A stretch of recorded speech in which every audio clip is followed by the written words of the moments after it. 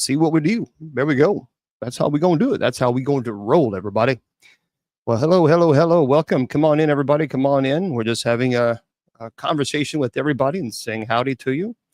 And now we're officially live in all of our formats. Yeah. So, yeah, we were just informed right before we went on air, there was a small plane crash in Philadelphia. Good grief. And, we have, unfortunately, some people have lost their lives because of, look, here's the deal. I used to work a long time in aviation, and I get it. People are like, they're panicky and kind of conspiracy theories. Guys, there's no conspiracy theory. Accidents happen.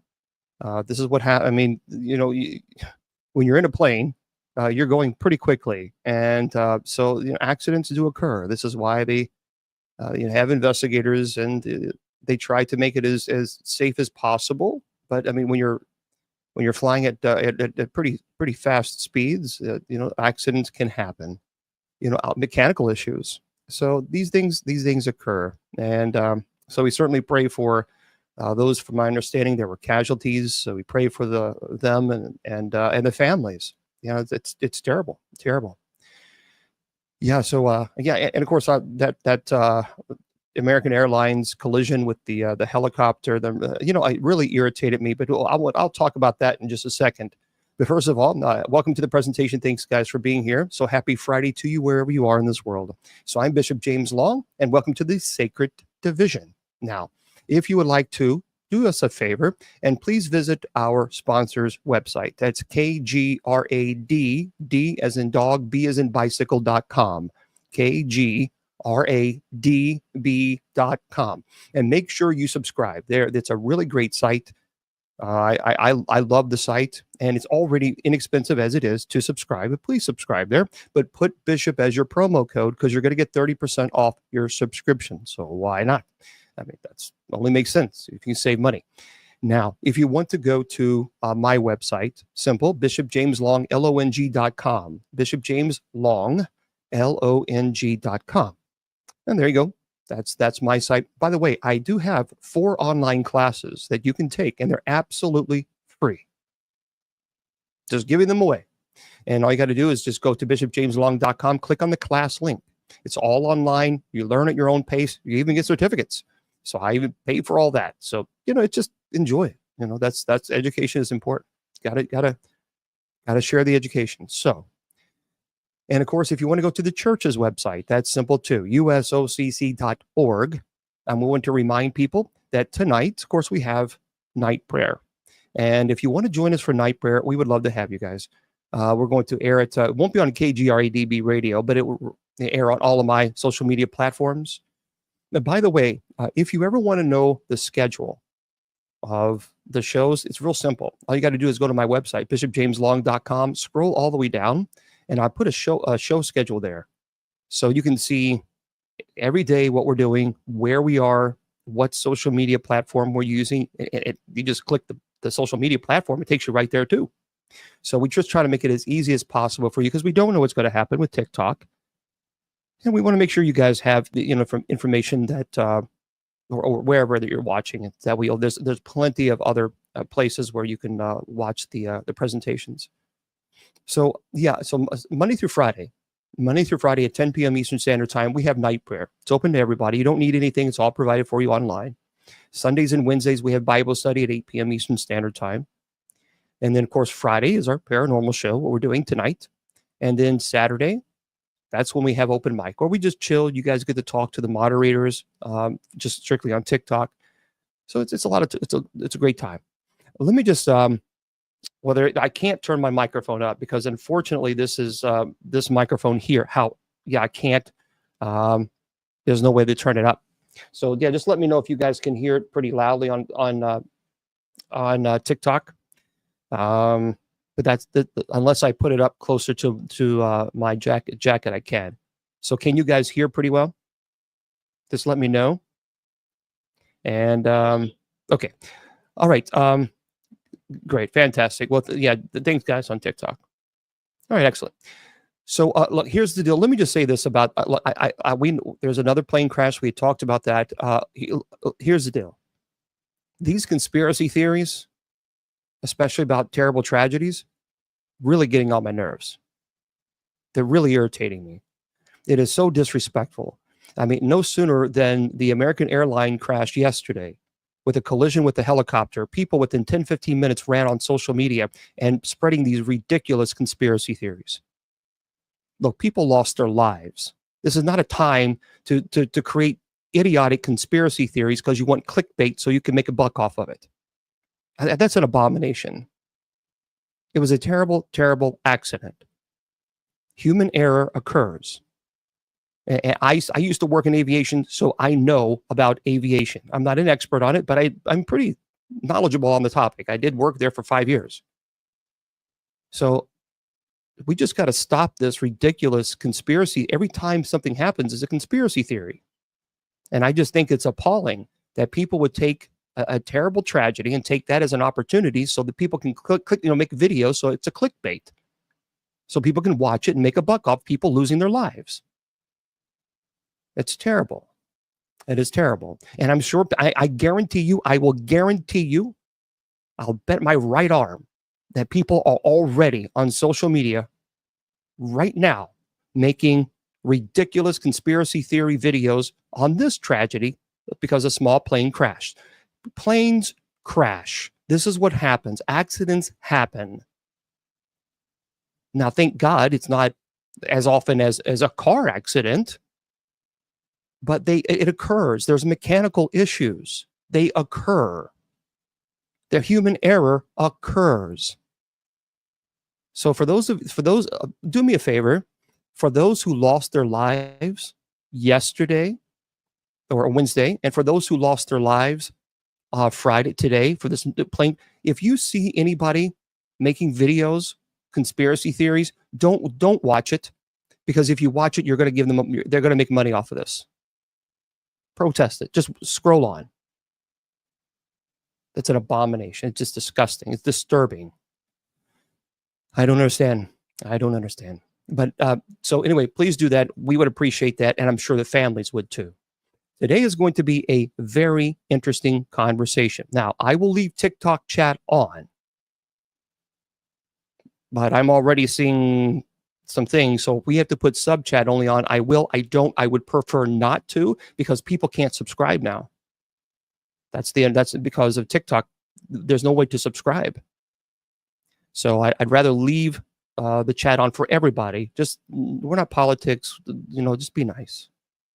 Our guest tonight is a really, really interesting gentleman. I spoke to him the other day, and I'm looking forward to having this. I know there was an accident. I just said it. A plane accident occurred. We know it just happened. We know. Okay. So our special guest, Dan Carlson. He is a semi-retired meteorologist and the senior pastor at Christian Life Center Church in Bellefourche, South Dakota. He's had a lifelong interest in UAPs, unidentified aerial phenomena, that started with 2 sightings he had as a young boy. Now, he started with his broadcasting career with CBS affiliate WCCO in Minneapolis, where he grew up as the youngest major market TV weather presenter in the nation. And from there, he went on to become a director of the news and programming for 2 Christian radio stations in the Twin Cities before marrying the love of his life, Karen, and moving to the Black Hills of South Dakota, where he was chief meteorologist for KEVN TV, the Fox affiliate in Rapid City. Now, in 2004, Dan was recruited by Cabela's. It's a leading outdoor retailer, where he first served as a writer before becoming the company's corporate meteorologist and producing a daily internal newsletter sent to all Cabela's locations in the USA and Canada. Now, his publication covered weather, economic trends, emerging technologies, the outdoor industry, cyber threats, and company news. And during that time, Dan and Karen bought a farm near Sidney, Nebraska, where they raised chickens, goats, and 2 children. Anyway, Dan left Cablea in 2018, worked as a substitute science teacher for kindergartens K-8, became a part-time pastor, and wrote 2 best-selling science fiction thriller novels, Species Unknown and Species Unleashed, which contain content that overlaps with UAP studies, such as interdimensional travel, cryptids, Native American lore, and advanced aerospace technologies. Interesting. And he has since moved back to the Black Hills, renewed his interest in UAPs.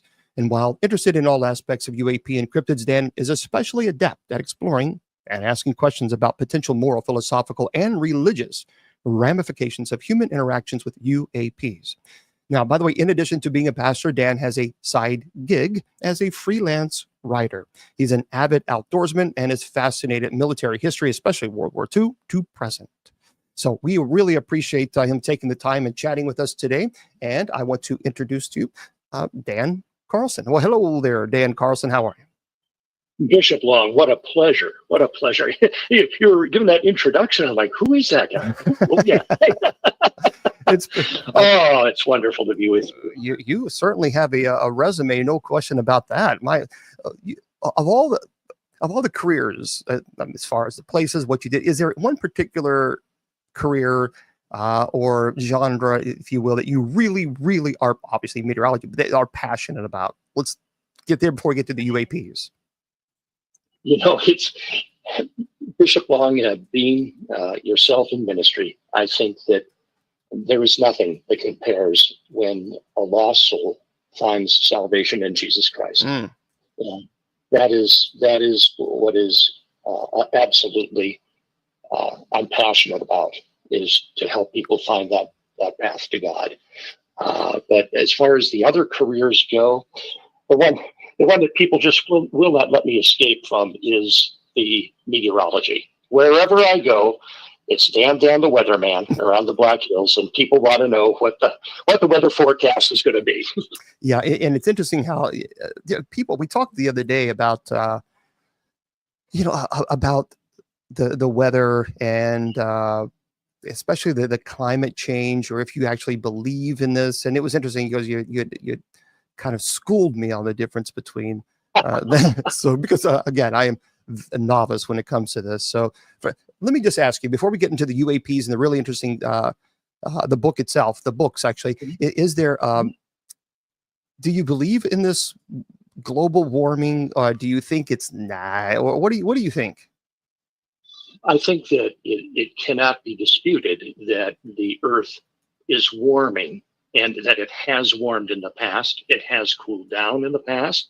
It has been much warmer than it is now in the past. It has been much colder than it is now in the past. It is just a part of the Earth cycle. The big fight is over what they call anthropogenic climate change, and that is the role that humans have in it. And I think that sometimes it's just so simplified when people say, well, the Earth is warming, but the Earth covers a lot of real estate. And that real estate is divided into regions and into sectors. And it's almost a misnomer to say that, well, you know, this is what's causing this. Well, something might be causing that in one location, whereas another location, it might be totally non-relevant, not relevant at all. And the idea that one person can, you know, by not getting a plastic bag is going to alter the course of the climate is ludicrous. What's interesting, Bishop Long, is several years ago, the American Meteorological Society did a blind survey of its meteorologists. This was back, I think, around the time that Mr. Gore had his book and his speaking tour. Yep. And the question was asked, you know, do you think that humans cause global warming?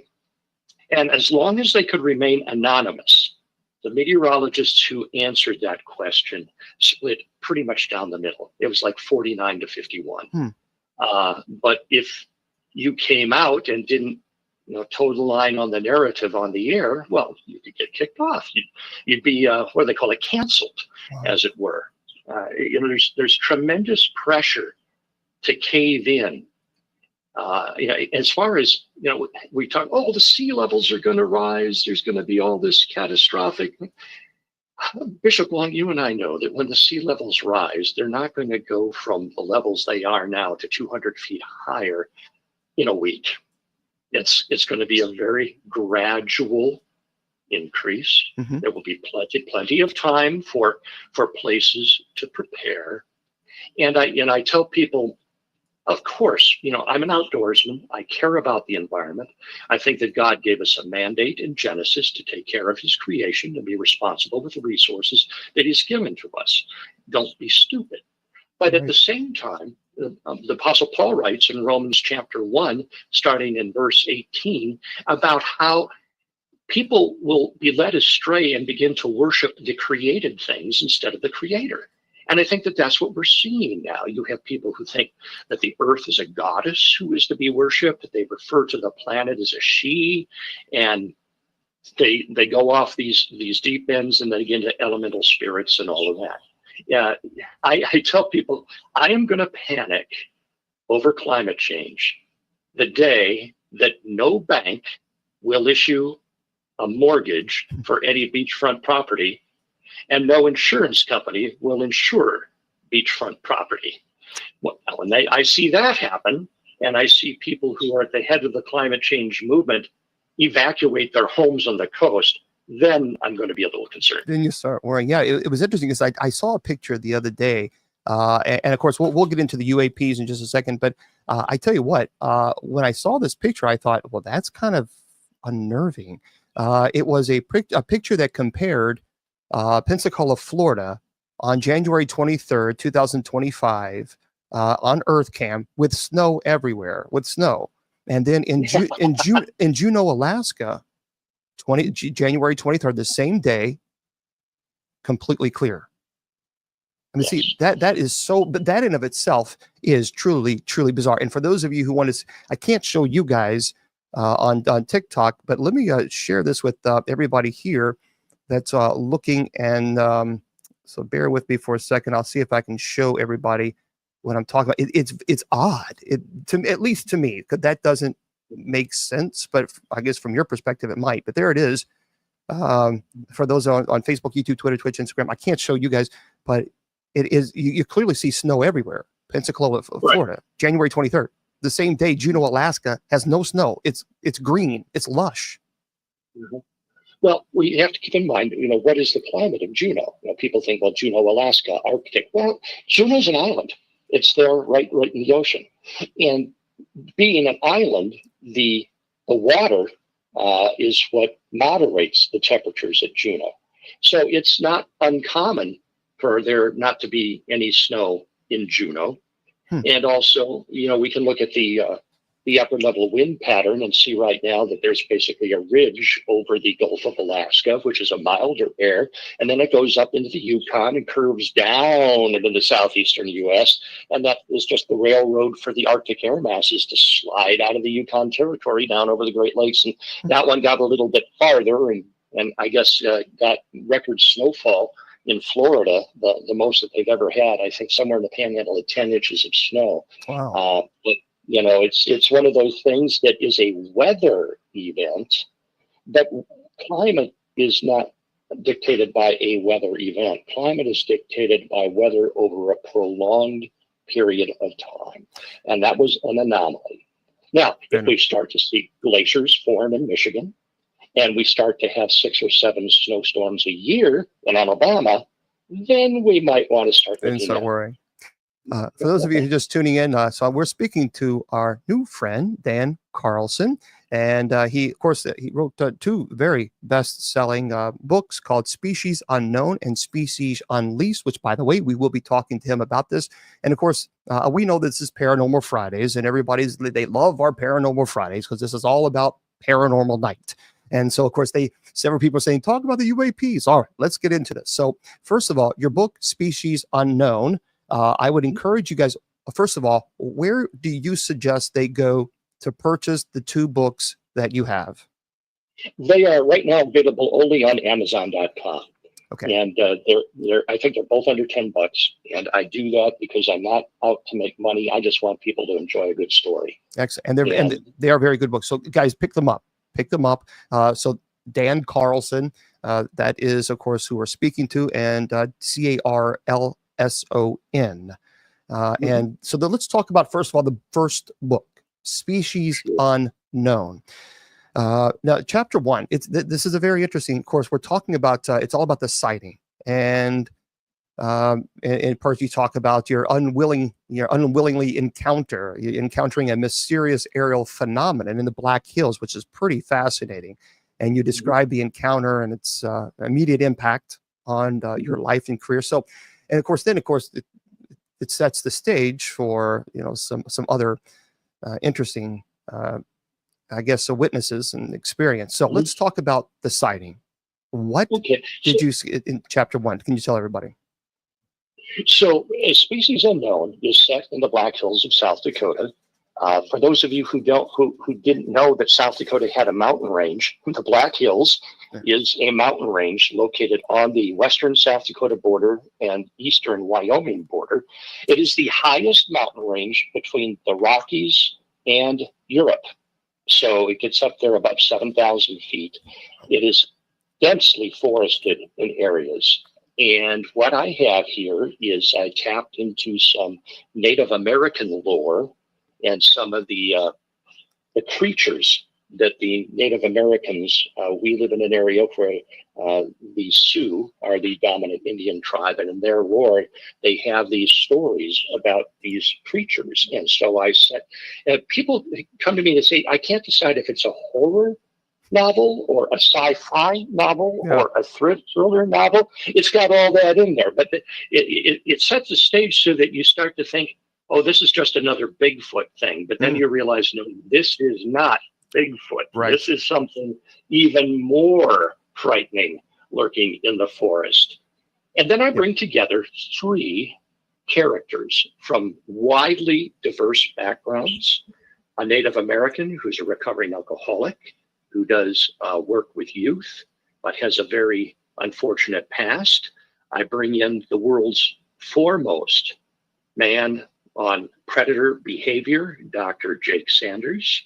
And I bring in a gal who is an up-and-coming sheriff's deputy in eastern Wyoming. And events bring these 3 people together. They find themselves interacting with a secret organization who has a mandate from who knows where. And that's where we start to begin as the story unfolds, encounter beings that come through portals, interdimensional beings. We encounter unique aircraft that can do amazing things that are mentioned there. And I get into some of the science behind the flight characteristics. So, that it's not something that is just, made up. Yep. I try to base all of the science and, technology on what was actually under research at the time. And that I wrote it in 2018, it published in 2019. And so it's been fun. I saw, what was it, a couple months ago, there was a picture in the news of an experimental submarine craft in a dock out in California. And it looks exactly like one of the aircraft that I mentioned back in 2018. Same size, shape. I'm like, they built my airplane. That's pretty cool. They may have read the book. So one thing that I would like to do is, of course, on the book itself, we're gonna like to give 2 books. Is just kind of kind of talk about the chapters and in chronological order. That way, people can kind of get a perspective of where we are. First of all, did you experience a UFO sighting in childhood? Did you ever experience that at all? I did. I had 2. Okay. The first one, I'm guessing I was about 5 years old. And we were staying as a family. Every summer we would visit some friends who had a home up in the North Minnesota woods.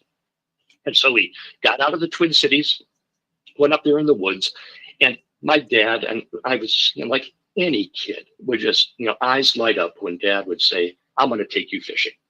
And so he and our guest loaded us up in a strange vehicle that, I don't know how old you are, Bishop Long, but there used to be this conveyance called a station wagon. I remember them. Yeah. And so we were in that going to a lake, and it was very early in the morning. The sun was just coming up. And I looked out the window. I was in the back seat. Of course, we didn't have car seats back then. In fact, I'm not sure we even wore seatbelts. Anyway, I looked out the window and what looked like a half moon. And, I would have thought, well, that's the moon, except it was moving. And it was moving in a pendulum type of a swing. It would go to the right and then to the left, just above the trees, off over on the side of the road. And I said to my father, I said, Daddy, what is the moon doing over there? And he looked out the window over there, and he said to his friend, what do you think? What is that? And he said, well, I don't know. But this was at the height of the Apollo space program. So they decided it was the government testing some moon lander or something out there in the Northwoods of Minnesota, and they didn't pay it much attention. The next sighting that I had, I was at a Bible camp located near McGregor, Minnesota. It's smack dab in the middle of the northern part of the state. And this region is pockmarked by glacial lakes surrounded by dense forest. And this particular Bible camp was located on a peninsula of land. It was called Covenant Pines, and it was between two lakes, Round Lake and Davis Lake. And I was staying, I think I was in the 4th or 5th grade, so I'm probably here 9, 10 years old. And I'm lying, and they had these A-framed cabins. The whole wall that faced the lake was all windows, so you could see out over this beautiful lake, hear the loons calling and so forth. And at night, my bunk was right next to the window, and I would lie there and I'd look up at the stars. And of course, when you get away from the city, and you could see the Milky Way, and you could see all the wonderful heavens that the Lord has made. And I'm sitting there looking at this, and all of a sudden, coming in low over the trees is a sphere. It was a bright white light. And I tell people, if you've ever seen a cartoon of a sun in a children's book, it's got the big orange disc and then these little spiky things around the edges, they're supposed to be the sun's rays. It looked something like that, but it was all white. And it came zooming across the lake and right over the cabin, but there was no sound, none whatsoever. And I thought, what was that?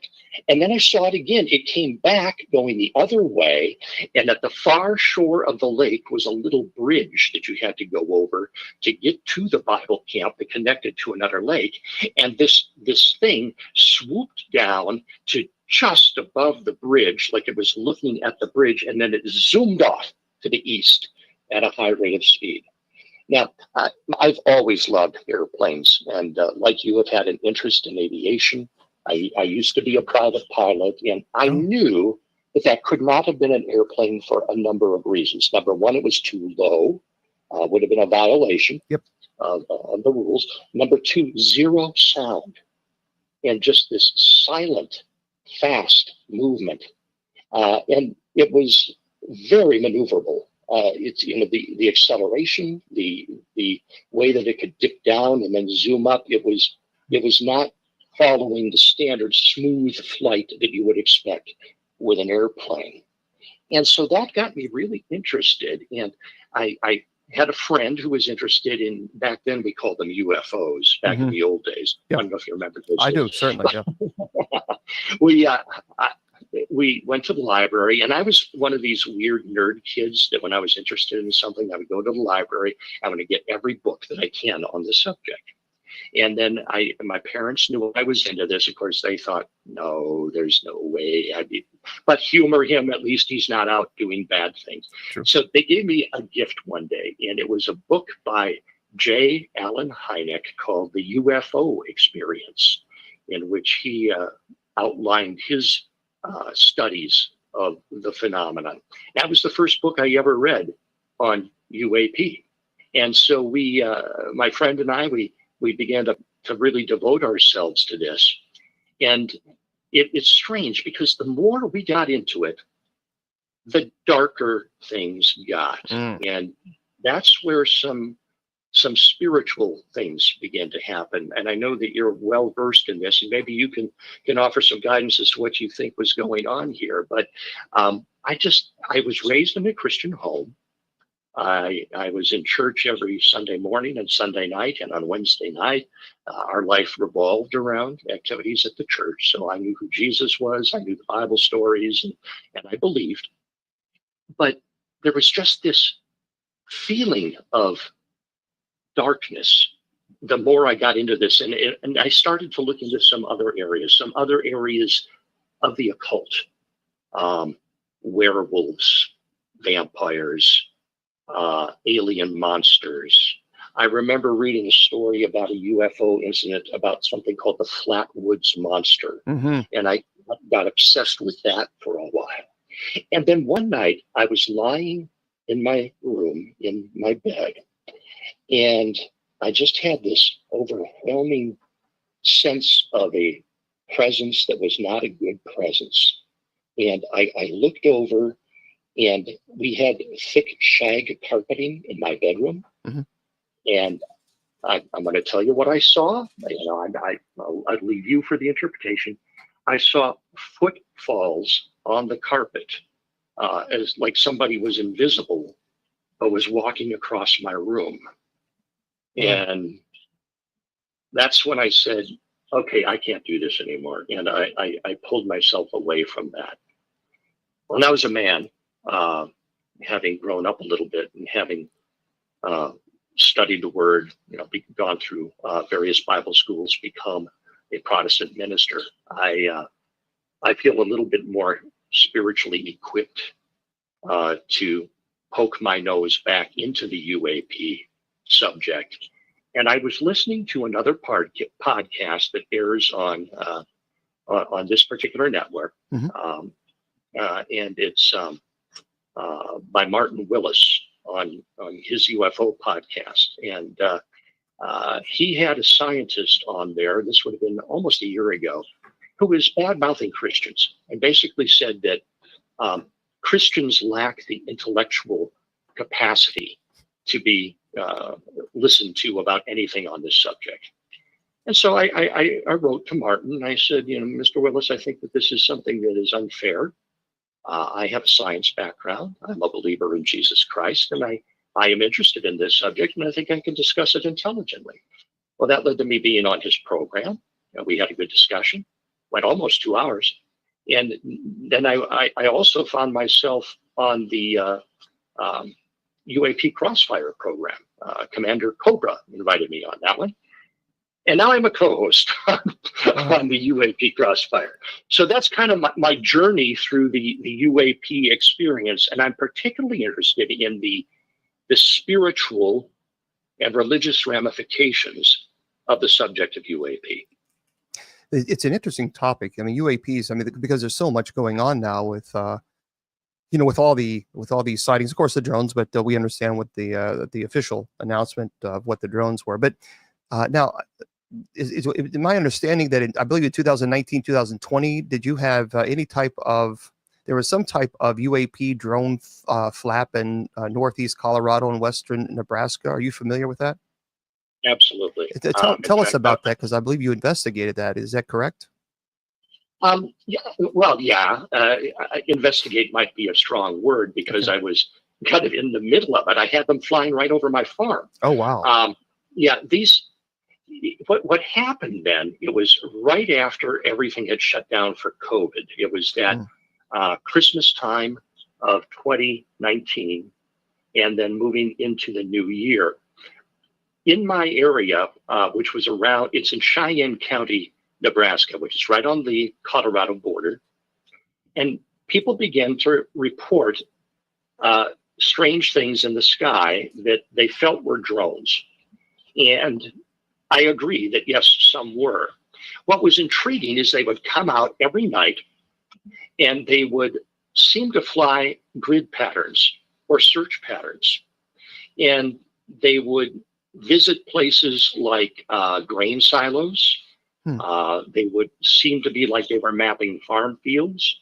There were some that were flying over the nuclear facilities. Now, we have a big Air Force base right there in Cheyenne, Wyoming. That's the extreme southeast corner of Wyoming. And that air base controls a vast number of intercontinental ballistic missiles that are stationed throughout western Nebraska and northern Colorado and in that area. In fact, my farm, 400 yards from my front door, was a Minuteman missile silo. Wow. I could look out my window every day and see it there. And when you live in close proximity to these things, you know that they have sophisticated sensors that immediately alert security personnel to something going on within that enclosure. And for a friend of mine shot a pheasant, and it happened to fall inside the enclosure. And within minutes, we had armored Humvees with grenade launchers and machine guns. It's like, oh no, wow, it's just a bird. But we also could see up from my front door a few miles down the road was one of the actual launch control centers. And these are larger, but this is where the gentlemen spend however many weeks it is at a time, deep underground in their shifts. And they are the guys that would actually launch the missiles that are scattered around the area. But we had these drones that were flying over. And one night I happened to see one coming, and I got my wife. I said, let's chase it. And so we got into my truck, and that we soon found ourselves off the pavement and onto these winding dirt roads going 60, 65 miles an hour, trying to keep up with this thing. And it was responding to what we were doing. So when we would speed up, it would speed up. So it was always the same distance ahead of us, like it was playing with us. But no, but hold on. But was this a drone? I mean, was this a drone that you clearly see, or was this what you would identify as a UAP? I would identify it as a drone, and here's why. Okay. Even though they were silent and we could not hear anything, there was nothing unusual about their flight characteristics. Okay. They didn't do rapid acceleration.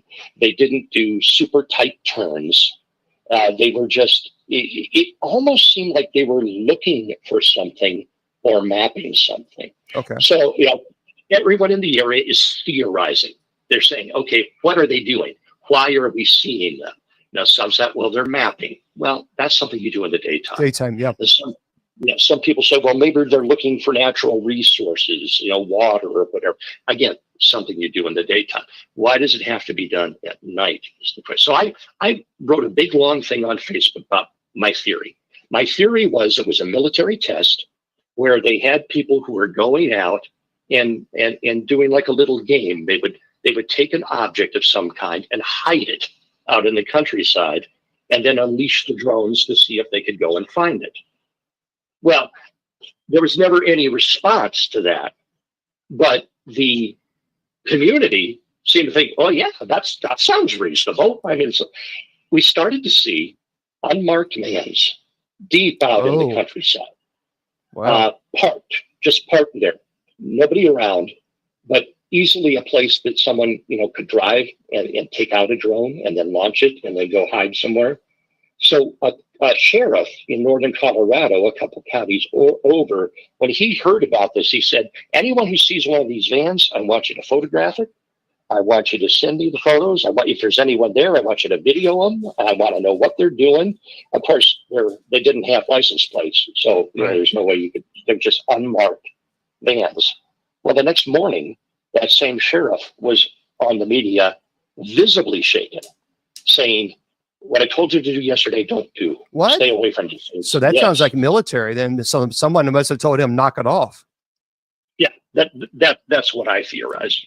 Wow. So I think that was definitely man-made, but it was almost an identical situation to what we just saw in New Jersey. Speaking of which, hold on 1 second. Let me jump in here real quick. Folks, for those of you just joining us, we're speaking to our friend Dan Carlson, who is the author of 2 books that you definitely need to pick up, Species Unknown.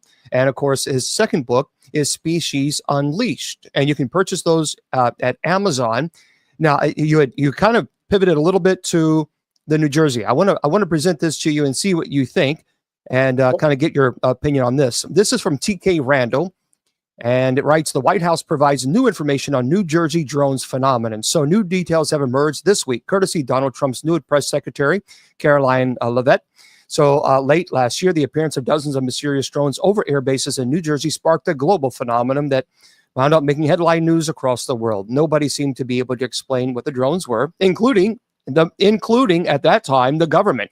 We don't know what they are. Well, that's really great news. Anyway, on top of that, efforts to intercept the objects routinely ended in inexplicable failure. Now, though, during the first press briefing of Donald Trump administration, press secretary Caroline provided some new information. Says, quote, "I do have news directly from the president of the United States that it was just shared with me in the Oval Office from President Trump directly. An update on the New Jersey drones." She says, after research and study, the drones that were flying over New Jersey in large numbers were authorized to be flown by the FAA for research and various other reasons. Many of these drones were also hobbyists, recreational, and private individuals that enjoy flying drones. Okay, see, here's the problem that I have with this, Dan, and I would love to know your perspective. What irritated even a lot of people, including myself, is that the United States government had the audacity, even the Pentagon.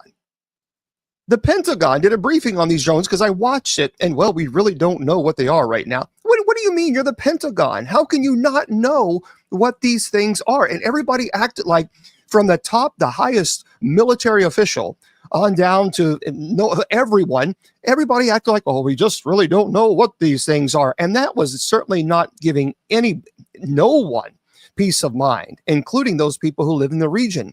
So I have two questions. Why on earth do you think the top Pentagon officials, military officials, acted like they had no idea what these things were when, come on. And what do you think? Do you accept President Donald Trump's administration, their statement, they were approved, it's man-made, or do you think there's some perhaps nefarious things going on here? What are your thoughts on this? Okay. First off, I look at the formal statement that was read from the president, read by the press secretary, which said they are involved in research and other things. What other things? Right. You know, that leaves the door open for a whole bunch of stuff right there. She also said that they were authorized to fly by the FAA. Well, when you purchase a drone, you get in the box this form that you have to fill out and register with the FAA, and so that it's registered to you as a person. So any drone that is flown is approved by the FAA, or is supposed to be. In fact, anything that flies in the sky over a city is supposed to be registered in some way by the FAA. So this is not, I mean, what was said is true, but it certainly is lacking in the kind of detailed information.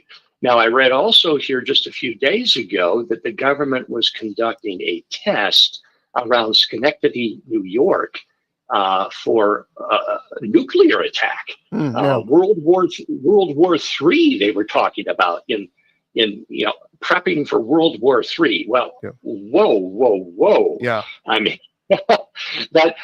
hello. Could we maybe have the Congress take time out from their debate over onesies and tell us what is going on in Schenectady and why we need to be preparing for World War III? Well, so do you think that these were man-made in New Jersey, or do you think that there's something else? What are your thoughts? I think they're man-made. Okay. I do. I can't tell you whose they are. I would strongly suspect that they are ours, in the sense that the United States government knows what they are, knows where they take off from, knows what they're doing, but they're not sharing the full story with us for whatever reasons. And look, if it's a national security thing, I understand that. We do know that there are people who dedicate their lives to keeping us safe, and if this is part of something they need to do to help do that, fine. And it'd just be nice if they would just say, look, it's a national security thing. Nothing to be worried about right now. We're just preparing, or it's training, or just something like that. And everybody would go, oh, okay, now we get it. Right. But instead, now we got these people who say, well, they're starting to deliver a lot of stuff from fast food to Amazon or whatever by drone in the Northeast, and so, come on, we're not that naive. What puzzles me is the way that these drones responded to stimuli, in the sense of where people would shine like a laser or something at it, and then it would go dark or it would scoot away. And supposedly some helicopters, a police helicopter or something, tried to intercept one, and it took evasive action. That's interesting. That's really interesting. But again, that tells me probably something government involved. Well, let me ask you, what theories have you personally explored regarding UAPs, or for those, I'm in my 50s, so people, Generation X and a little older, UFOs. UAP just sounds so strange. UFOs, something. So what theories have you personally explored regarding what these UAPs, UFOs, based on your investigations? Well, I think that first of all, we need to tell ourselves that more than one thing can be true at the same time. And I think that there is more than one thing going on here. Certainly, some things that are reported as UAP are aircraft or natural phenomena that are just there. It's part of life. It's let's call it a misidentification. Okay. Certainly some. I guess again, I'm saying some, not all. I believe are experimental military aircraft that. We know that there are places out in the Western deserts where they test these things, and I'm glad they are trying to keep us on the cutting edge of national defense. So good for them. Then we get into some of the others. The idea of interplanetary or intergalactic travelers traveling great distances through space to come here. That is one that I struggle with. Simply when you look at the fine tuning of Earth and all of the things that God put in place to make this planet one that would support human life. Everything from the size, shape, and orbit of the moon, the positioning of the sun, the positioning of planets in our solar system at just the right place to deflect most of the destructive asteroids away from Earth. You have the uniqueness of water, which is a universal solvent, and we drink it and need it for life. Sure. You look at the tremendous compositions of the atmosphere, the gases that are there, the human body, how it's so miraculously put together in what I call irreducible complexity. It's not my term, but I think it's certainly justified that some of these things in our own bodies and in nature are such that they could not have evolved because they have to. You can't do that. And for example, sonar. So we have echolocation in, say, dolphins. How does that evolve? One day do dolphins without echolocation say, hey, Bob, we need to have sonar so that we can catch fish better. Why don't we build something in our head to make that? And then how do they get down to that level? The bombardier beetle, for instance, fascinating creature, found on 6 of the 7 continents. And it repels predators because it has 2 chambers in its abdomen that contain, in and of themselves, harmless fluid. But when those fluids mix, they create a substance that is 99.9 degrees Celsius, just below boiling, and they scald the frogs or the birds that try to eat them. So how does something like that evolve where we lost another 6 of our team today because they blew themselves up trying to get the mixture right, and then pass that down to create. So in terms of interplanetary travel and life on other planets, I don't think that the galaxy is like Star Trek, where you're running into English-speaking humanoids every week that have a new adventure in store for you. I won't argue that there's probably some kind of cellular life or organisms out there in the vastness, but to find an intelligent species that would even know where we are or have any interest in us, to travel defying the laws of physics as we know them. And of course, I understand that physics is an evolving science, and we one day might be able to travel faster than light. But even that, with the time dilations that go on, it's not an easy thing to do. And then they come here, and for what reason?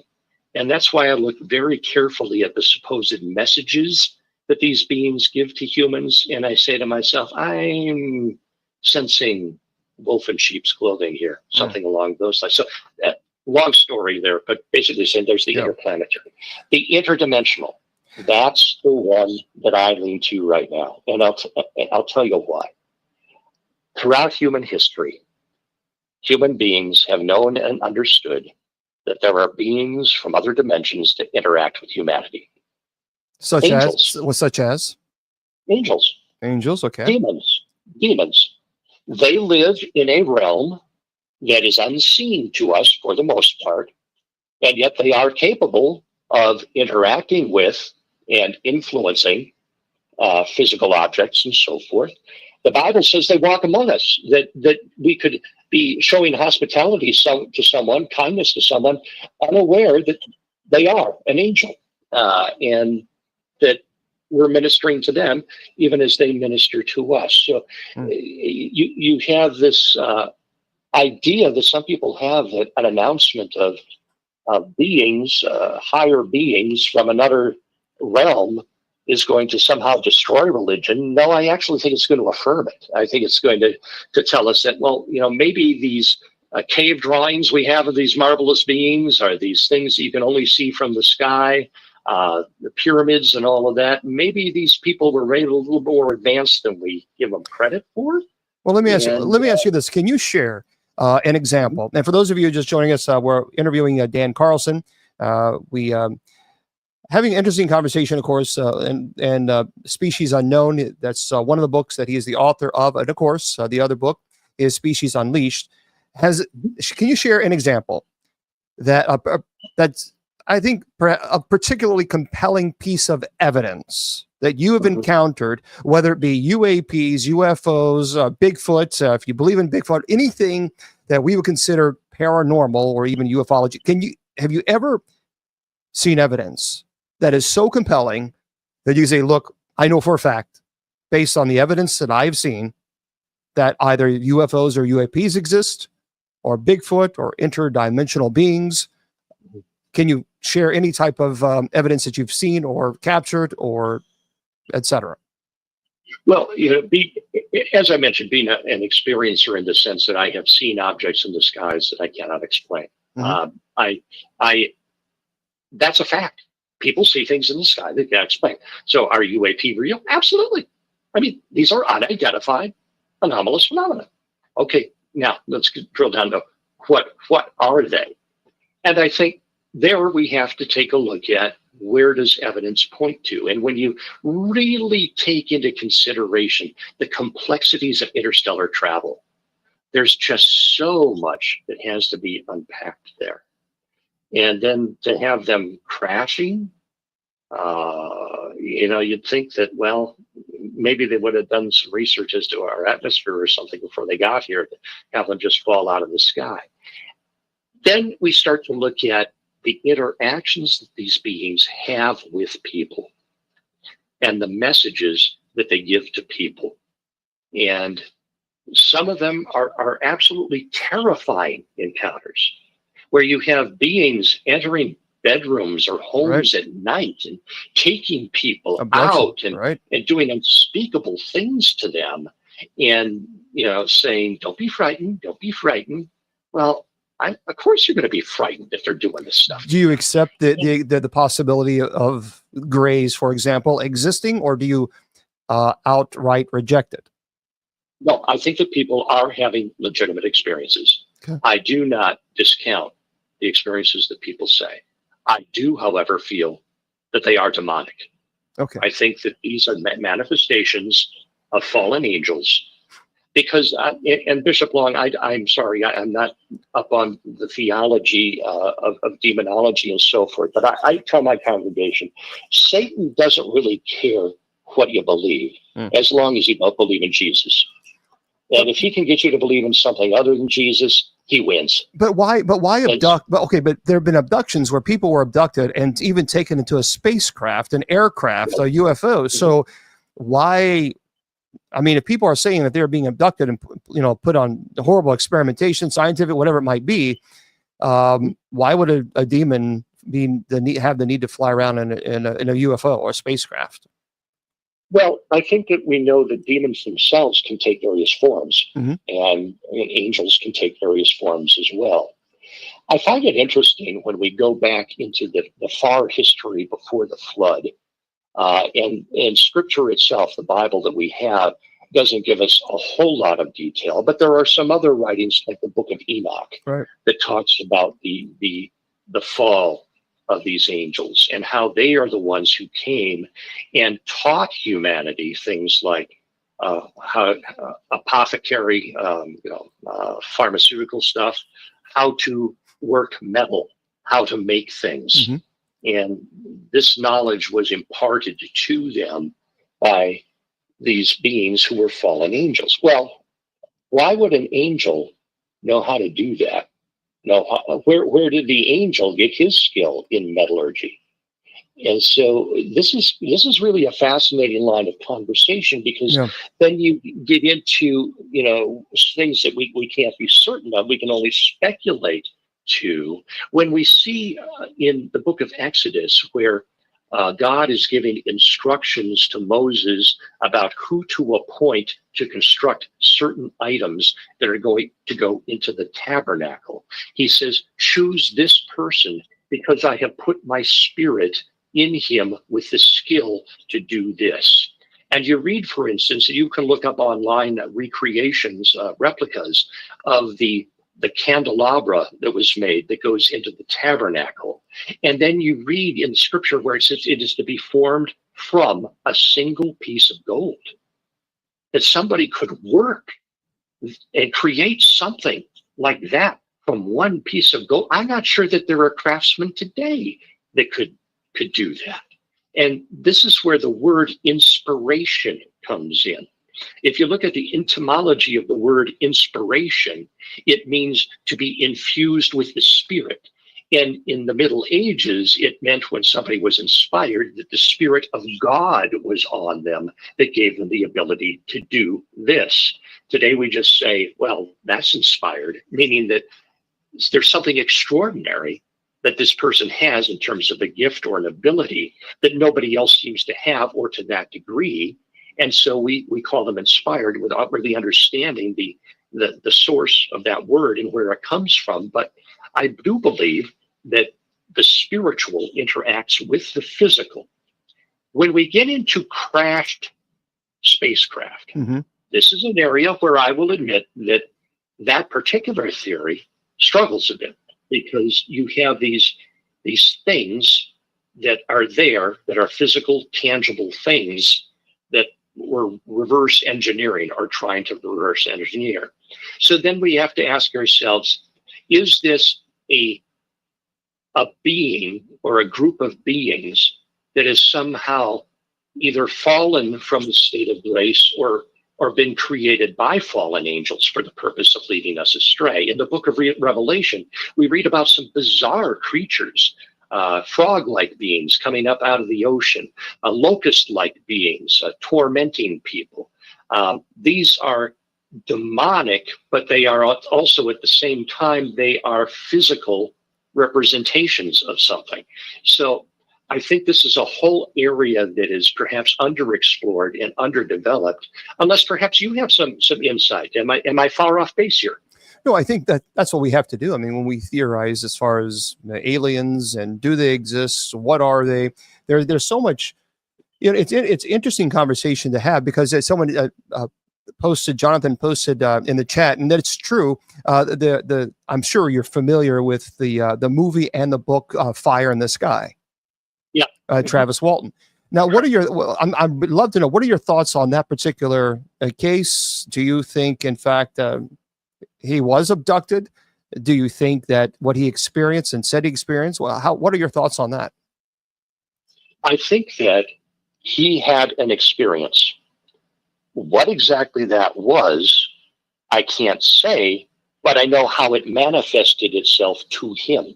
Mm-hmm. So the human mind is a strange and wonderfully complex supercomputer. And the forces of evil know how to manipulate it. They know how to twist things around. So I have no doubt in my mind that the young man perceives that he was in a spaceship and being worked on by these strange beings, and then put back. And then for what reason, for what purpose? And so I think we have to look at what is the message of these beings. There's an organization, I think it's called Close Encounters of the Fourth Kind. I don't know a great deal about them, but these are men. I know that one of them used to be involved with MUFON, who have, well, I'll call it a ministry. They say that they have collected hundreds of instances where people who have found themselves in an abduction situation invoke the name of Jesus Christ and say, in the name of Jesus, leave me alone. And the event stops immediately. I've heard that too. And I think that I mean, you're far more experienced in demonology and so forth than I am, but I think that's the power of the name of Jesus to change the behavior of the beings is a very clear indication of what they're up to. So let's kind of switch this a little bit, and for those folks who are just joining, we're speaking to our guest Dan Carlson, who's the author of 2 books, which you definitely need to pick it up. So we'll be on probably another 10 or 15 minutes with Dan. It's the books are called Species Unknown, and of course the other book you can purchase both of these books, by the way, at Amazon. It's Species Unleashed, and so you can head on over to Amazon and pick those up. Let's kind of shift gears a little bit from UAPs, UFOs to chapter 5 in your book that in the Species Unknown. From what I understand, it speaks of native legends, and the Black Hills and Native American tales of the Black Hills. It emphasizes relations with nature spirits and other entities. What are your personal views on, first of all, Sasquatch, Bigfoot?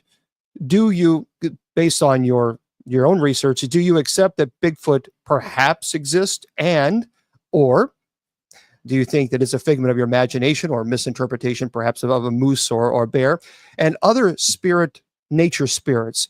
Can you kind of talk to us a little bit about that? I'm curious in that particular chapter. So let's unpack that. Let's talk about nature spirits. Let's talk about Bigfoot, and let's talk about some other options that we have here. I do believe that there are undiscovered species that we just don't know about yet.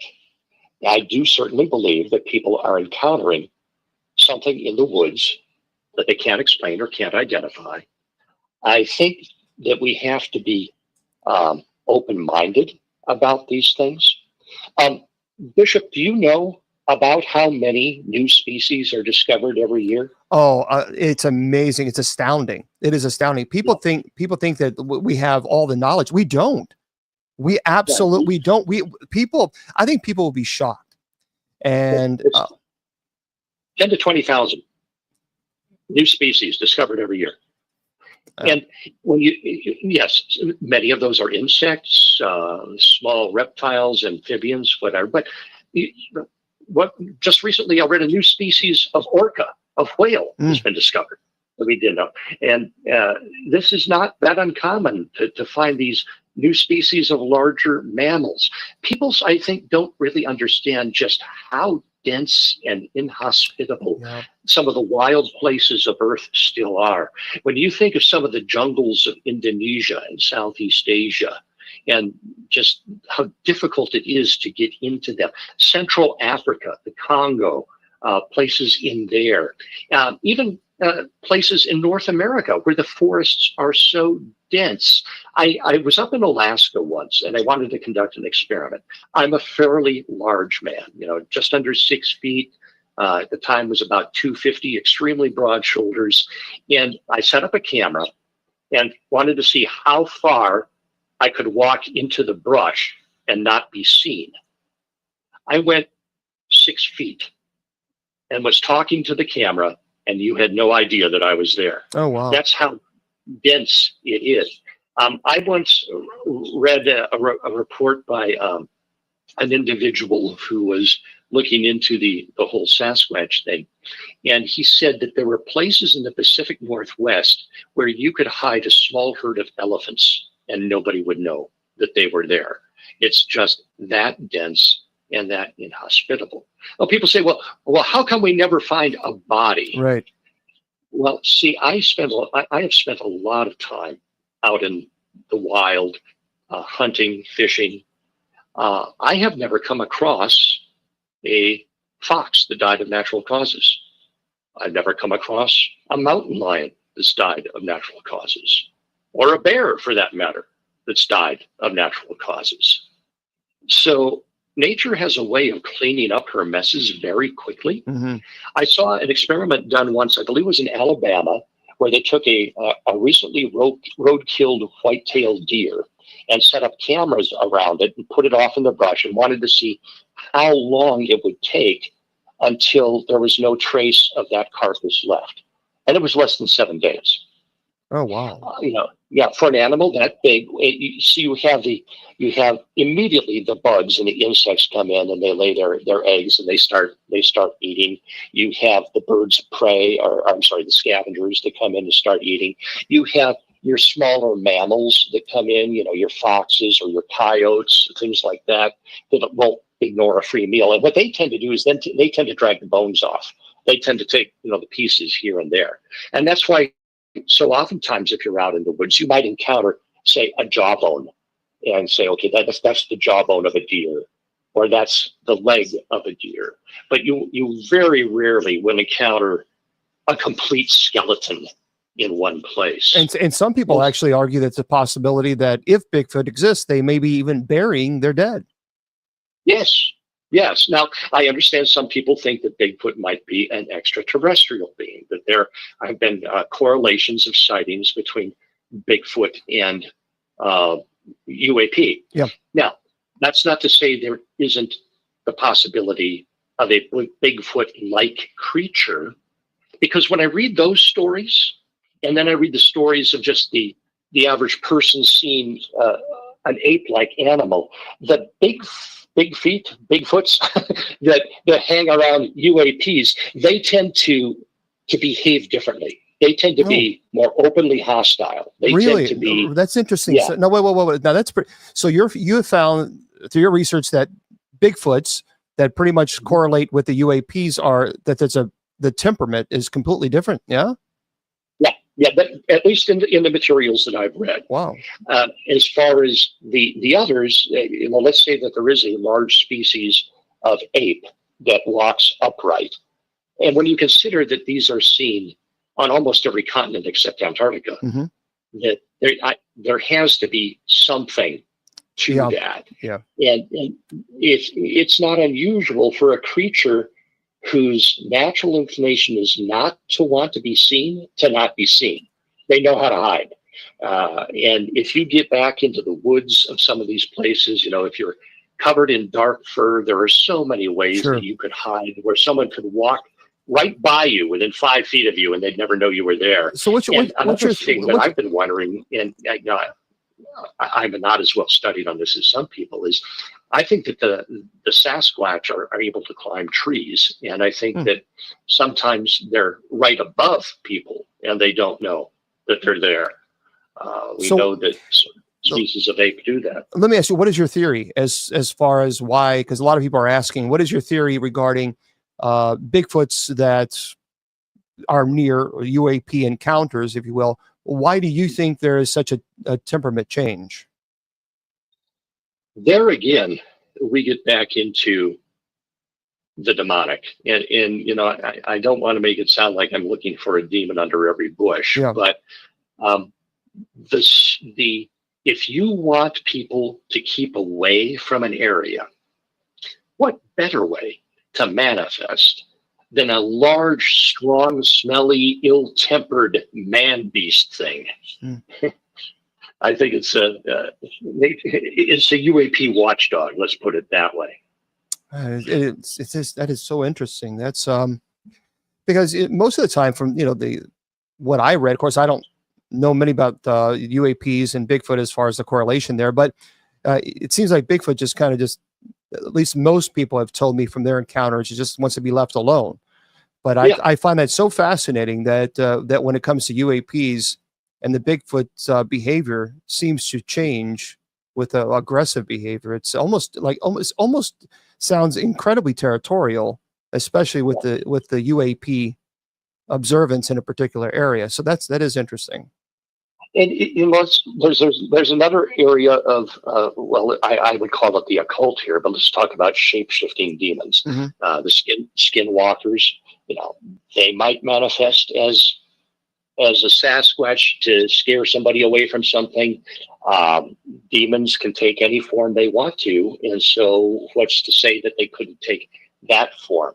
I've read some cases of UAP interactions with Bigfoot where the Bigfoot seems to be wearing something like a collar or a belt or some a metal object has been observed attached to the creature in some way. And again, that's just something that's been on some reports, and that would indicate that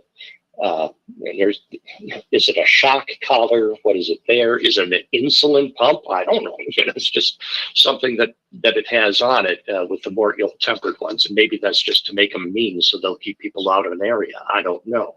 Now, another thing you mentioned, Bishop, is the forest spirits. We really do a disservice to people of old by saying, well, they just weren't smart enough to realize they were superstitious. They're people just like you and me. They know what they know based on what they've seen and heard. And for us to simply take all of these legends and discard them as fancy, I think we do ourselves and them a disservice. I think that they had the intelligence they had. And if they say that they're seeing, say, little forest people who are mischievous and who do something, I got no idea what they're seeing, but I'm not immediately going to say they're crazy or it's made up. I think that as Christians, sometimes we do that to just simply say, that's nothing. And they had to be on peyote or something. I'm like, just wait a minute. If you've ever been alone in the dark, in the deep woods at night, you hear things, you see things. I've had mountain lions stalk me, and you're out there, and it's just you in the middle of nowhere, and then God has given us this natural ability to sense, and you get that sense that you're being watched, and the hair in the back of your neck stands up, and you don't know what's watching you until you take a good look around. And in my case, it was here's a puma, maybe 50 yards away, who's giving me a good look. But once he saw that I saw him, then he takes off. I mean, there's all kinds of things out there in the forests that we might be surprised that are there.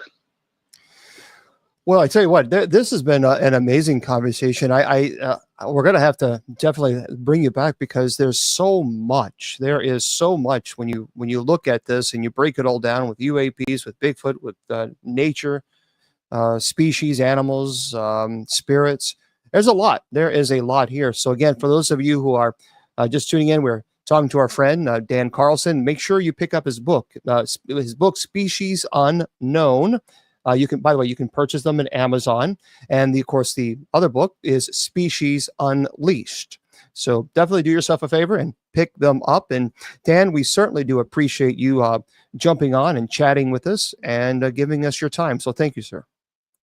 Thank you, Bishop Long. It's been a joy to get to know you a little bit. I wish you the best in your ministry. We didn't even get to talk about demonology tonight. I know. But maybe that's another show. Yeah, it's goes by too fast. Well, we'll disconnect the call, and then I'll send you a little message through Bill later. So thank you, sir, for being with us. Thank you, Bishop. All right, thank you. God bless. Bye-bye. Well, there we go, folks. I think that was fantastic. I appreciate Dan giving us his time and talking about his experience. I mean, there's a lot to it. And, there's when you're talking about UAPs, unidentified aerial phenomenon, UFOs, that's really the terminology that say now UAPs. And it's still kind of weird for me to say that because I always want to say UFOs, you know. Yeah, it's there's so much we just simply don't know. And there's a gentleman that I am working on getting him into the show, and he lives as a vampire, and so we'll have to chat with him too. So but Dan, of course, is not a vampire. I mean, his experience in research and writing books and meteorology, pretty fascinating, very, very insightful. So we absolutely appreciate that. And Mr. Producer was able to connect us with him. So, by the way, if you guys ever have someone that you think would be an interesting guest, we would, send me a message there, and on go to bishopjameslong.com, scroll down to the middle, and you'll see where it says social media links. It's best to send me a message on the book to the face, if you know what I mean, because I can't actually say the name anymore, because if you do on TikTok, you get shadow banned, like I've been shadow banned lately. Because if you mention any other platform, they shadow ban you, which is stupid. But anyway, you get the point. And send me a message if you're like, oh, this person would be a good guest, then we would love to chat with them. I like chatting with people with different perspectives, and different experiences. There's nothing wrong with that. We can chat and book to the faces. Yeah, you know what I mean? So anyway, yeah, there's a lot. There's a lot. So anyway, that's we appreciate Dan.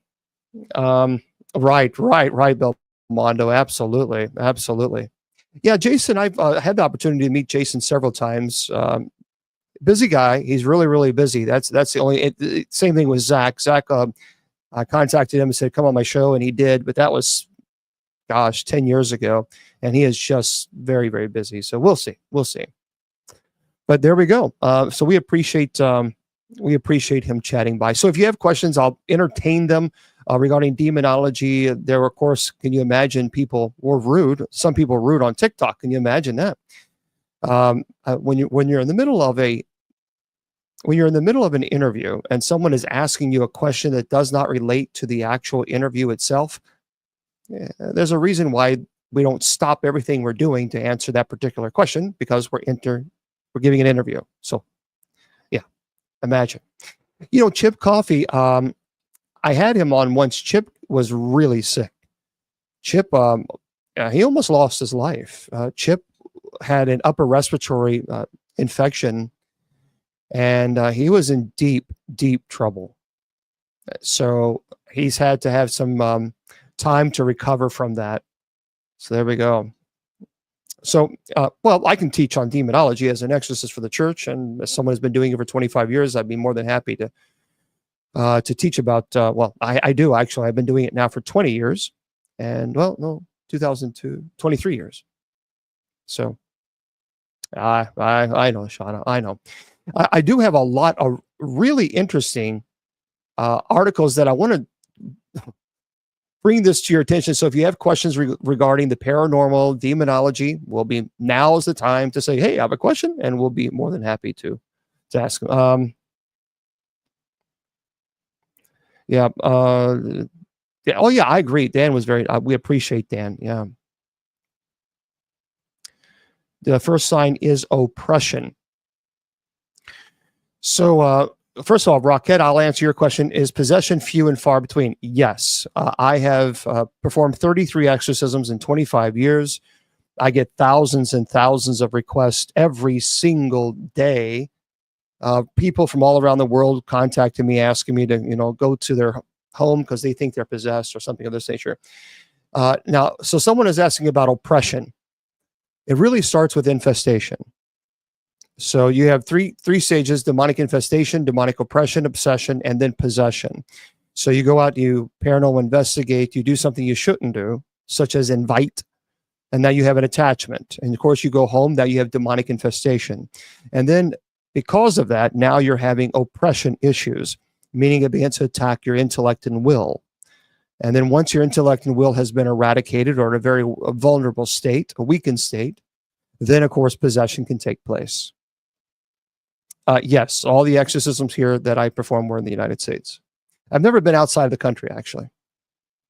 But listen to this. For those of you who like Adele, I don't even know what song she sings. I have no idea. I wouldn't even know. I don't think I would even know one of her songs. But Adele, it can, yeah, Caitlin, that would be what's called, when you're dealing with, are you talking about demonic?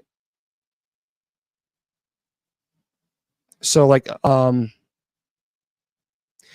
if you're talking demonic, yes, a demonic will attack your intellect and will so that possession can take place.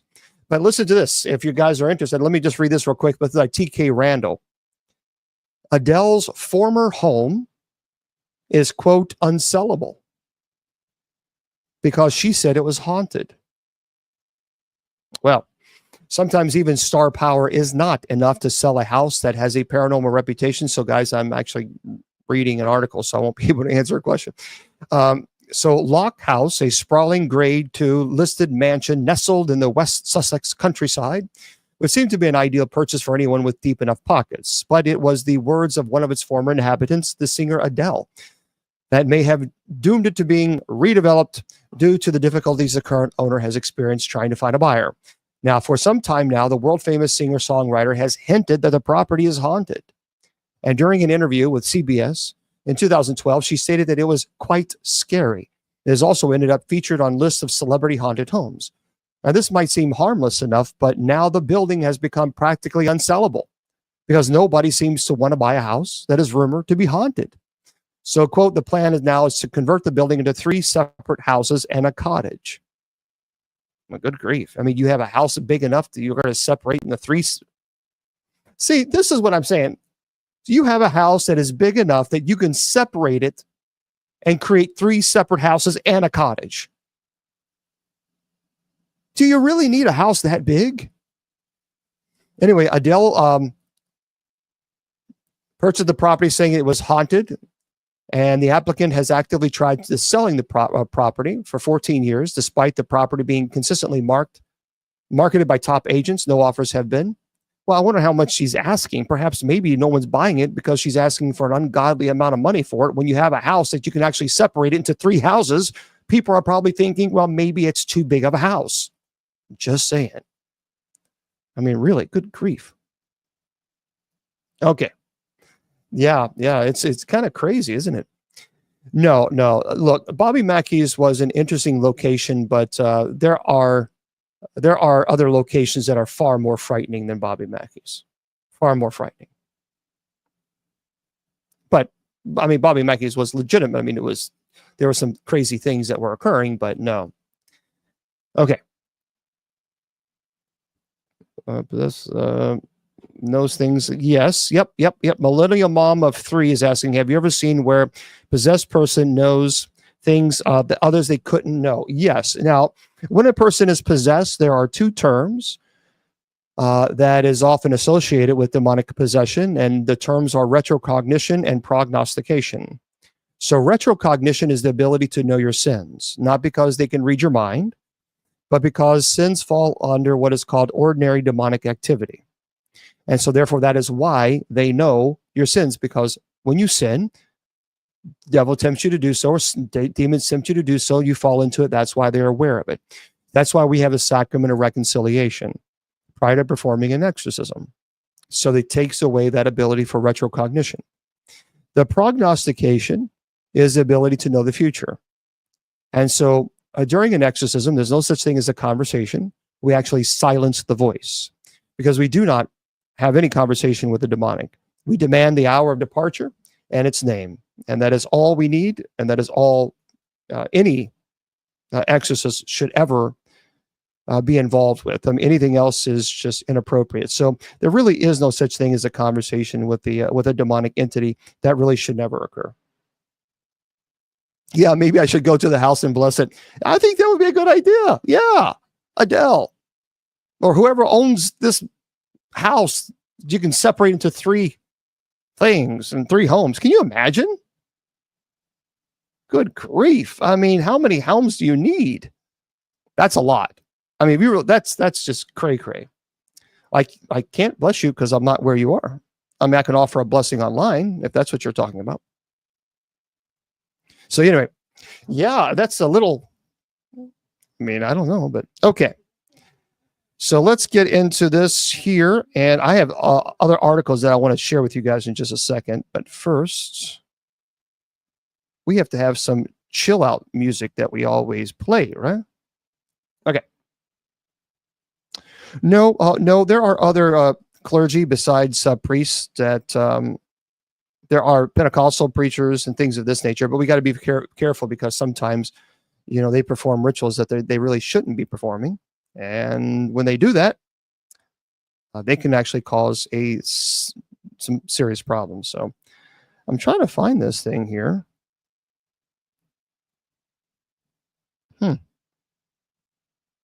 Interesting. Yeah. It's being stupid. Okay. Anyway. A streak of bad luck. Well, I don't really give a whole lot of, you know, people talk a lot about bad luck, and they seem to want to, you know, use this as a reason for, you know, bad things happening. Bad things happen, and I'm just never.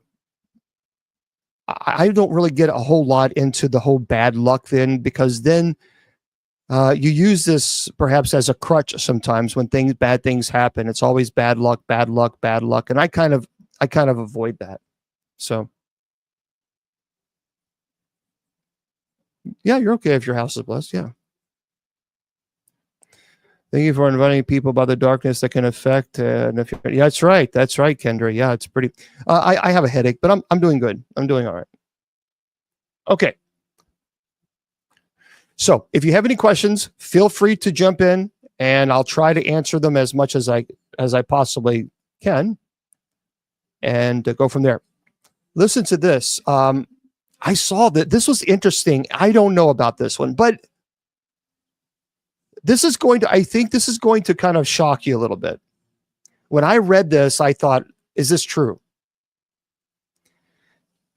This is by Joe Ferritra, I believe. Ferritra? Hold on. Just listen. NASA astronauts said that they were harassed by 120-foot aliens with wings who peek into space shuttles.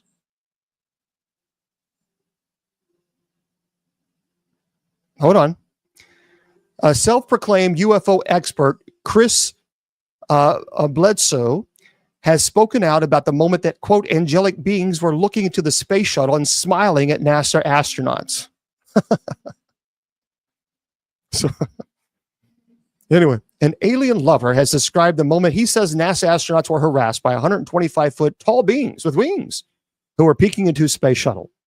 Anyway, self-proclaimed UFO expert Chris Bledsoe was speaking on the Bledsoe Said So podcast, where he said he was sharing his experience with NASA for the first time. And over the course of the interview, he spoke about how it was he who got involved in the U.S.-based space agency. During the discussion, he also revealed that all astronauts had experienced extraterrestrial life during their missions and had been harassed by them.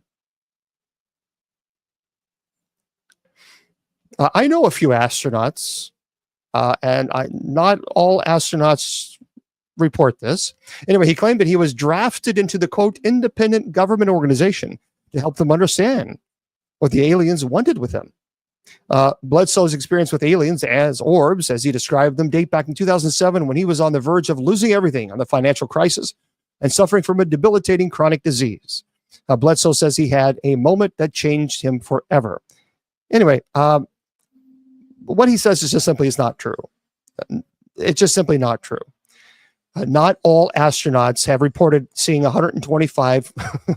Actually, I don't know any astronaut who has reported seeing 125-foot creatures who looked in the space shuttle and smiled.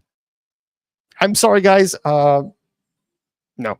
But anyway, I'm not really. Yeah. Some people. It's interesting what people will say. You would think that, you know, that people would notice that. Yeah, perhaps a lack of oxygen, right?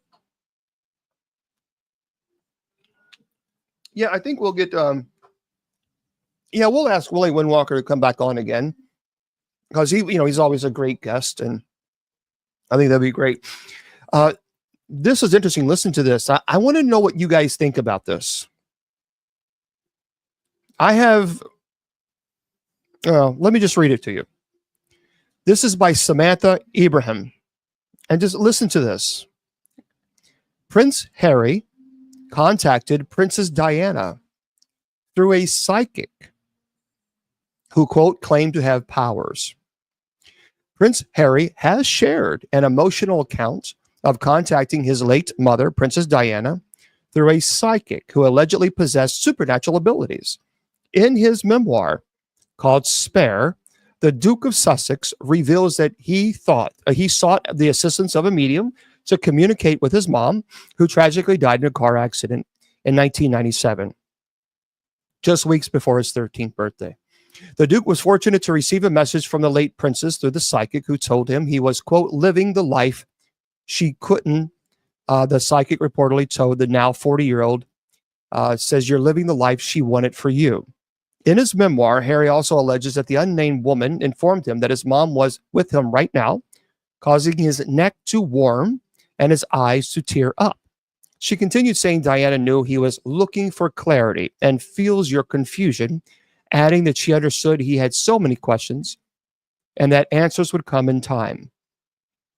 In another section of the book, Harry recounts being told that his mom's spirit had witnessed his son, Prince Archie, breaking a Christmas tree ornament shaped like the late Queen Elizabeth. The psychic reportedly questioned the Duke about the broken ornament, to which he confessed his son was trying to repair it. The medium then suggested that Diana had found amusement in the incident, and she watched her grandson, whom she never met, reports the Daily Record. I don't know. What are your thoughts on this?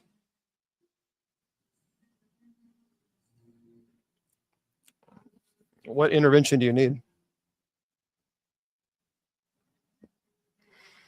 This is I don't know. I'm troubled with this. No, he actually did. I mean, in his memoir, I mean, he talks about this. But see, I know some people who purposely take advantage of people who, for example, who lost a loved one. And they will just, here's what they'll do. They'll say, oh, yeah, I'm talking to your mom now. And they'll give the information. And then they say, oh, she's fading away. She's fading away. We'll have to make another session. Then you make another session. Oh, yeah. And then they give a little snippet. Oh, she's fading away. I'm losing the connection. We'll have to make another one. And then before you know it, now you've gotten 10 sessions with this person at $200 a session. And I know quite a few people who do that. And that's problematic. And what bothered me about this psychic talking about this ornament is apparently Harry had forgotten that he had talked about that before in an interview. And so I don't know. I'm just I believe there are people that are gifted, but this doesn't make me feel comfortable when people do that, especially when it comes of a loss of a loved one, because you could so easily take advantage of people, and that's not cool. But I do know people who are gifted. I will say that right now. But that I know a lot of people who do take advantage. This is very strange. Have you seen this on the world news? TK Randall writes this. He says, mysterious help signs are spotted in Los Angeles on Google Earth. So someone has seemingly been writing the word help on the ground. I mean, huge, all over and over again. Says when eagle-eyed Google Earth users shared screenshots on social media showing the word the world help etched into the ground on a vacant lot in Los Angeles recently, the mystery quickly racked up millions of views and left many wondering if someone might be in urgent need of assistance. Yeah, it's crazy. So there wasn't just one help sign on the ground either. There seemed to be dozens of them, all written in different sizes and orientations over quite a sizable area for the ground. For those of you, I wish I could show you guys. I can't show you on TikTok, but I can show everybody here on KGREDB radio and others. Let me show you guys. This is very strange. Let me share the screen here. Take a look at that. And so you can go online, but there's huge. It's help everywhere. It was a homeless guy. And when you have to, this is pretty high up. And, you know, in some of these, like this here, well, in one of them, in this section, I mean, it really is deeply, deeply embedded into the desert, into the ground. So when I saw that, it's everywhere. And that's kind of odd. So you read that it was a homeless person? Oh, they had a psychic block. Wow. So anyway, yeah, this is kind of strange. It says here, although let's see, blah, blah, blah. For those of you who don't know, the Enigma prompted calls to the local police who headed to the site to investigate. And upon arrival, officers conducted a thorough investigation and found no evidence of any criminal activity or threat in the area. Although the police maintained that the photographs were from 2023, when local news station KTLA sent a chopper out to take a look, they discovered that the help signs were all still there. Keen to get to the bottom of the mystery, some social media users actually ventured out to investigate the area themselves and discovered that quite a few homeless people were living there. And after speaking to a few of them, they determined that a homeless man named Jose had been writing the signs on the ground for several years. It turned out that the police were quite familiar with him too. It says, we quote, "We've had several different contacts with the individual you speak of. He's refused housing or mental health evaluation." Well, so there we go. A lot of people said it was maybe something else going on there, you know, dealing with human, you know, can't say that on the air. So yeah, it's kind of strange, isn't it? But I don't know. There is a, I want to share this with you guys. No. There are so many articles that I want to share with you. This is really strange as well. The scariest thing that ever happened to me, well, I would certainly say the first exorcism that I did was frightening. I did a video on that on TikTok. Because I wasn't really prepared to experience. Well, of course, the first exorcism is always something you remember, but when the eyes of the person went completely solid black. And I had always read about it. I'd always read about that could happen. But until you see it, there really is no way to explain, because your brain is trying to make sense of this. You know, it's trying to make sense of what am I seeing? And I had always read in cases that this can occur. And so when I lifted the eyelids of the individual, I was expecting to see a dull black, a solid black. That's what I was expecting. It was not that at all. It actually was, it was like a mirror. I could see my reflection. And so I remember, as a matter of fact, that's one of the cases when on the show, the show that I'm on as a cast member, Eli Roth presents Legion of Exorcist show that's on HBO Max and Travel Channel. And I think when I saw that, I was not, I didn't, boy, that took me back. Because I couldn't move, I couldn't talk. I was completely catatonic. And I could see my reflection. But it was just, to me, it looked like an abyss. There was nothing there. And so I just didn't like the feeling of the vulnerability. That's what I did not like. I have seen a form of levitation, not the levitation that you see in, like in the movie The Exorcist, but I have seen a form of levitation. And I talked about that as well on the show that I'm on. And so she was laying down like this, and it was like someone had tied a rope around her waist and just lifted her up just like that, a V shape. And I heard a vertebrae crack. I thought she had broke her back. And so I was very concerned about that. But yeah, I would say the first, and I would also say my investigation that I did at the Gates of Hell Cemetery. So, and as a matter of fact, I did a documentary on listen, it's not a matter of supporting people. I just don't like bullies. I don't like people bothering or harassing people. Period. If you don't like somebody, move on. That's what I believe. If you don't like someone, move on. Just scroll on. Harassing people, I don't understand that. Even if you don't like them, there are plenty of people online that I don't like, and because they talk about, they're just really kind of rude to their guest. But I just move on. I just scroll on. You know, that's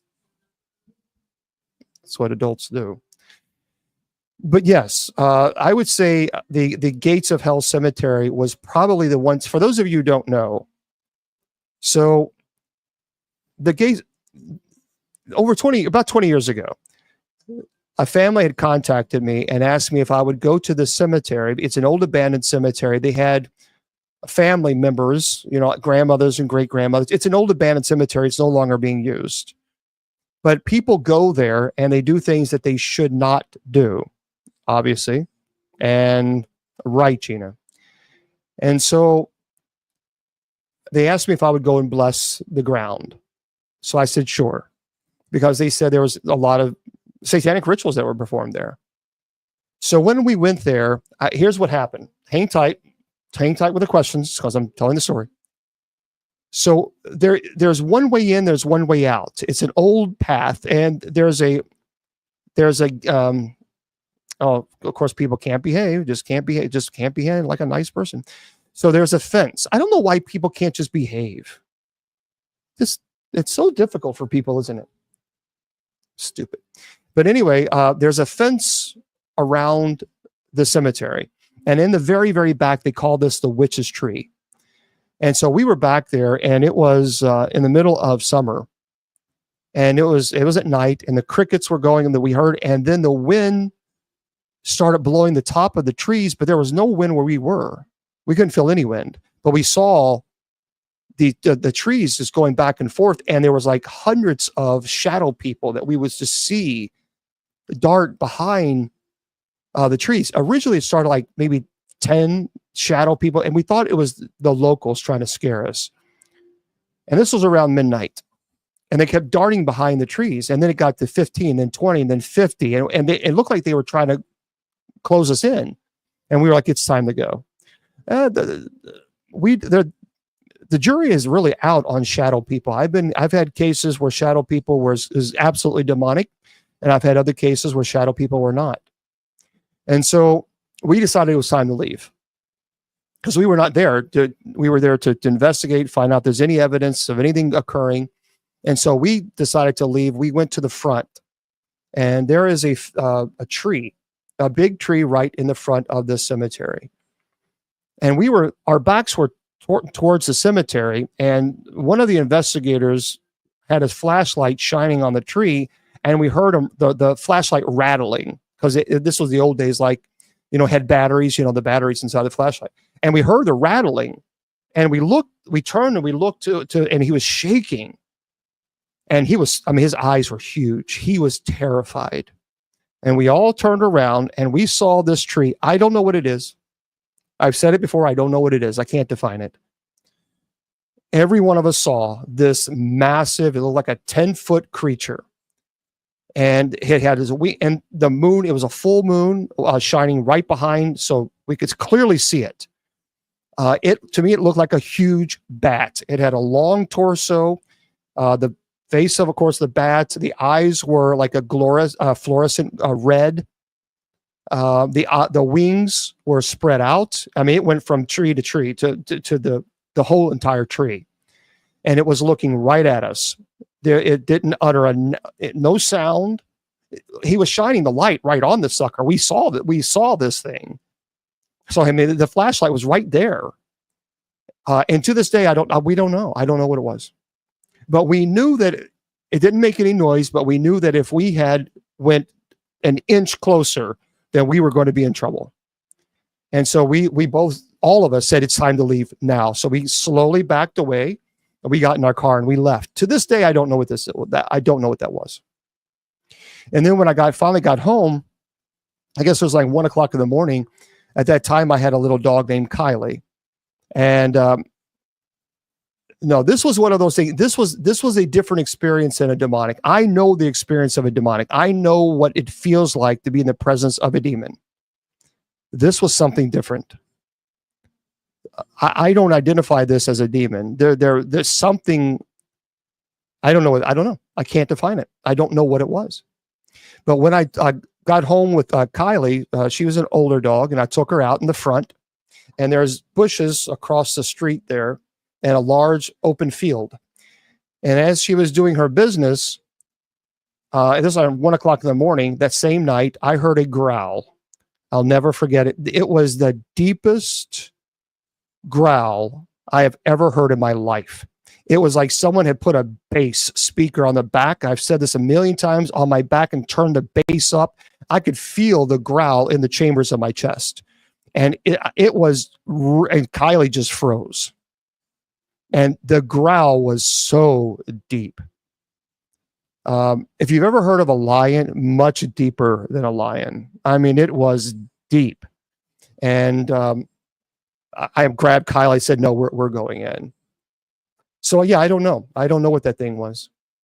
And in Russian folklore, we call it cemetery guard. Well, yeah, I mean, so we went on online radio. Online radio was in its infancy days. And I remember we went on the next day after investigation, and I said, this place is like the gates of hell. And that's how it got its name. In Kentucky, in the Gates of Hell Cemetery. Oh, it was over 20 years, actually, 23 years maybe. Because no one even knew that place even existed back 23 years ago in the paranormal community. It's an old abandoned cemetery. Yeah, well, see, I tell you what, that thing, I don't know what it was. You know what, demons, possession, you understand these are parlor tricks. Kentucky. But this thing, I don't know what it was. I don't know. It's an E-town. It was fluorescent. It was like a really bright fluorescent red eyes looking right at us. And like I said, the flashlight was right on this sucker. We saw it. Bishop David Price was there with us. We all saw this thing. And I can't define it. Yeah, it did. The wings were actually spread out. The wings, the wingspan was so large, it went from one end to the tree to the other. I mean, it took up the whole entire tree. In the documentary, I did a documentary on this. And you can go to my go to bishopjameslong.com, click down on social media links on the tube to the U. Isn't it stupid that I have to do that? Because if you, so dumb. But anyway, you get the point. And just go there and you can watch the Gates of Hell Cemetery. It's a little documentary. Dog Man, I've never seen it. So, but I don't know what this was.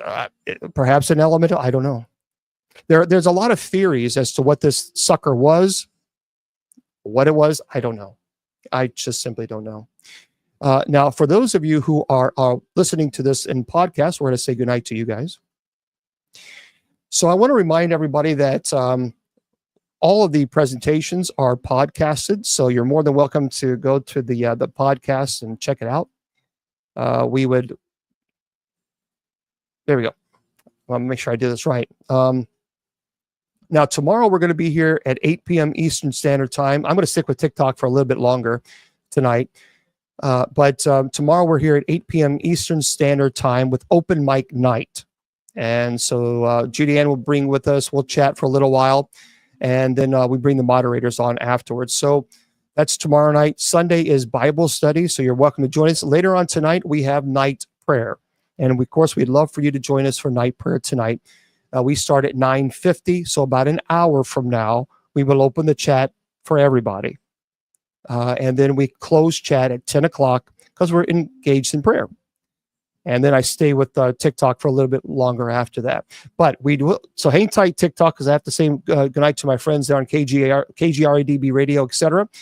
Remember, my friends, I always tell you your value does not decrease based on someone's inability or refusal to see your worth. You're priceless, and don't let any trope tell you otherwise. So KGRADB radio and the rest of you fine social media friends, good night.